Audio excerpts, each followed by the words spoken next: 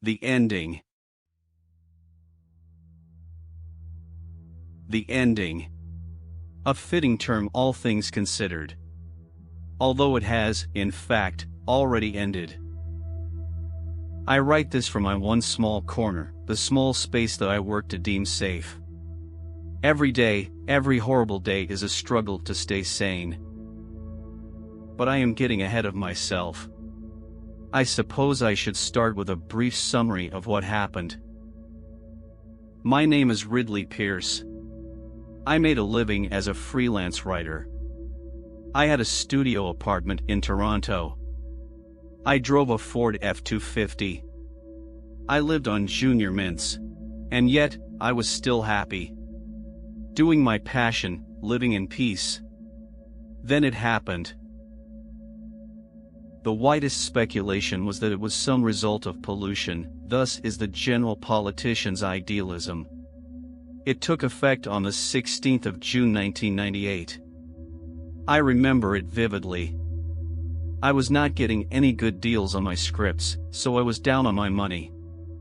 I went to the corner store to get a few basic groceries when I heard it. An absolute blood-curdling scream. I glanced toward the front of the store. Everyone was running. My first thought was a murder. I had never seen a murder, but I had seen a man get mugged, and that alone was not pretty. It was then that I saw my first infected.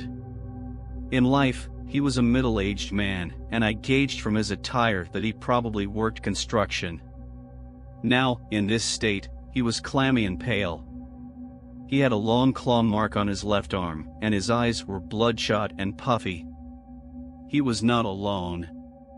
A careless shopper had gotten tangled in a crowd of frantic people, and the infected had gotten to him. To his good fortune, he had had a quick death, his throat bitten out. He, as I had later figured out, was one of the lucky ones. The infected ate his corpse as I and the other panicked shoppers watched. It didn't take long for the one being devoured to twitch, like it too was now infected. A loud bang resonated in the air. The owner of the store had gotten his 12-gauge shotgun and very quickly eliminated the infected. As soon as the infected who was in the way of the door was clear, I was out the door. My mission in life now was to get to my truck. I kept my Colt 45 in the glove compartment. I had a feeling that whatever these things were, there were more than just those two. I made it to my truck, climbed in, and locked the doors. I fumbled in my jeans for my keys, and when I found them, roared off down Main Street. I was shaken and didn't know where to go. I looked back and saw the infected crowding around the store, attracted by the noise. As I drove by some houses and a coffee shop, I saw a large group of them. They were dressed like normal people. A company t-shirt here, a dress there. I was clueless. All I knew was that I needed to get away from these things as fast as I could. On my person I only had my knife, my 45, my keys, my wallet, my Zippo, and some quarters. Not the best selection to fight the horde with.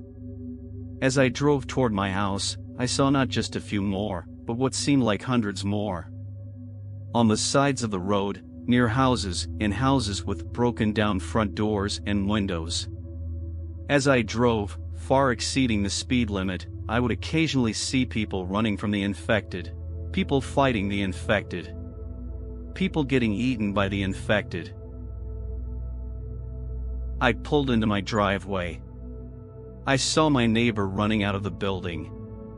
I saw an infected version of my landlord running after him. I remember shooting him. I guess he won't be bothering me about rent anymore.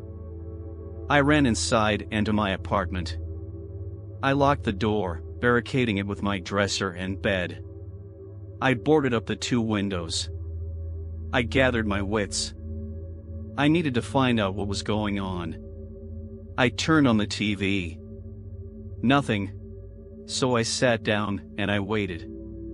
That was 5 days ago. I ran out of decent food 3 days ago. Running water stopped just before that. The dehydration is horrible, but I still have my handgun and 4 rounds. If it comes to it, I have enough to take out 3 infected. And with the last, I'm sure you get the picture.